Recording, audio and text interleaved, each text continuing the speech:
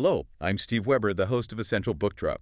We've got some great books today. Happy Friday, everyone. It's November 14th, 2025. As always, I'm joined by my co-host and my bookworm sidekick, Cassandra. Good morning, Cass. Good morning. So excited for today. We have three really different books, but they all kind of share this theme of chaos, really. Exactly. Total chaos, whether it's on a global scale or, something deeply personal. It's all about how characters find their way through these huge life-altering conflicts. Yeah, and we're starting with maybe the biggest scale possible. We are. Let's jump right in with The King's Ransom. It's part of the Recovery Agent series by Janet Evanovich, and the genre is technically women's sleuths. Technically, yeah, but that label feels a little small for what she does. Right. I mean, we have to talk about Janet Evanovich's reputation for a second. Oh, absolutely. She's a #1 New York Times bestselling author. The Stephanie Plum series alone sold, over 100 million copies? 100 million. She basically perfected the formula for modern comedic mystery. She did. And her genius is packaging these huge, high-stakes action plots inside a really funny and comforting romantic comedy framework. And the engine for that, the thing that really drives this whole series, is the heroine, Gabriela Rose, and her romantic tension with her ex-husband. Her gorgeous but infuriating ex-husband, Rafer Jones. Of course. It's that forced proximity trope, and it's just such a powerful tool. It really is. It tells you, the reader, that no matter how insane things get, and they do get insane, the emotional core is always going to be this fun, will they, won't they relationship. So the plot kicks off with Rafer's cousin, Harley. He's a bank president, and he's basically been set up as the fall guy for this ingenious crime. Right. Priceless, insured artifacts have just vanished. And Harley is on the hook for it, facing serious jail time. So Gabrielle and Rafer have to team up and go on this global hunt to get the art back. It's got all that classic heist stuff, glamour, exotic places, the art world. It's very Ocean's 11. Totally. Yeah. But here's where it gets really interesting. It could have just stayed a fun art heist, but it escalates fast. It goes way beyond just finding some stolen paintings. Right. Suddenly she's dealing with corruption and threats and murder and these mysterious dark forces trying to destroy the entire world's wealth. I know. And you'd think that jump from rom-com to saving the world from financial collapse would give you whiplash. Yeah, you would. But it works.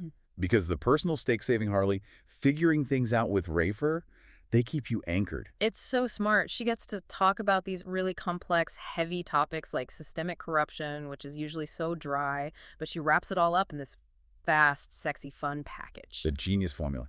Okay, so now we are pivoting. Hard. A little bit. Yeah. We're going from that huge external global chaos to something deeply, deeply internal. From missing artifacts to maybe finding a way to love. Right. Let's talk about Heart of a Goon by Jaquel J. The genre is African-American women's urban fiction. And, this genre is amazing at using the realities of street life as a setting to explore really complex ideas about resilience and love. And this book does it through a dual perspective. Zoya and Goon. Zoya's story it grabs you immediately. She feels dead on the inside. And for good reason. She's lost her parents, moved, and this is the real core of it, she suffers this massive family betrayal. It's brutal. Her own brother attacks her boyfriend. Almost kills him. And that just cements this belief for her that love it's just dangerous, that being vulnerable will literally get you killed. So she builds this whole Miss Lawyer persona as armor. And Goon is the complete opposite. The total opposite. He was raised with love, maybe chaotic love, but love all the same. The book actually says, physical touch was my love language. I needed it. Wow. So Yeah. you have one person who is terrified of connection and another who absolutely needs it to survive. Exactly. And what's so fascinating to me here is how the genre handles that. It doesn't shy away from the trauma. It puts it front and center and asks, okay, how can these two people with completely different ways of operating possibly connect? You really need that dual perspective to understand them both, to not just write one of them off. Totally. So the central conflict is, it's that. How can Zoya, who is so emotionally walled off, ever connect with Goon, who needs that physical devotion to feel secure? It's less a romance and more like a negotiated peace treaty. Peace treaty. I like that. And you get this little hint about Goon's mindset with this one line. It's so powerful. Even the big dog eventually got tired, too. Oh, that's a great line. Isn't it? It just suggests this deep exhaustion, the exhaustion of keeping up that tough guy act, the street life, It implies he's ready for something real, something stable. So the chaos of his life is actually pushing him toward safety, toward intimacy. Precisely. It's a fantastic insight. Okay, another big shift. We're moving from the streets to the suburbs, I guess. Yeah. But the emotional stakes are just as high, maybe even higher. This next one is a gut punch. It really is. Let's talk about The Space He Left, which is book 1 in the Willowbrook series by Ivy Mist. This is contemporary romance, but it slides right into that intense women's fiction space. It starts out by painting this picture of a perfect life for the main character, Harper Henderson. She has a business she loves, a husband, Jack, and they're expecting a baby. The dream, right. Total stability. And then the author just drops a bomb on it. The catalyst, Jack's ex-girlfriend, Madison, comes back to town. And she's dying of cancer. Oof. It's such a morally complex setup because Jack, trying to be a good person, trying to be compassionate to his dying friend, he starts slowly disappearing from his own marriage. Yeah, he's missing ultrasounds. He's not there for Harper. He's not cheating, but he's sort of abandoning his present life out of a sense of duty to the past. And it puts you, the reader, and Harper in this impossible position. Exactly. How do you get angry at your husband for helping a dying woman? How can you possibly compete for his attention when the competition is someone fighting for her life? You can't. Not without feeling like a monster. So Harper is just trapped, watching her marriage crumble against an enemy, the cancer, that she can't even be mad at.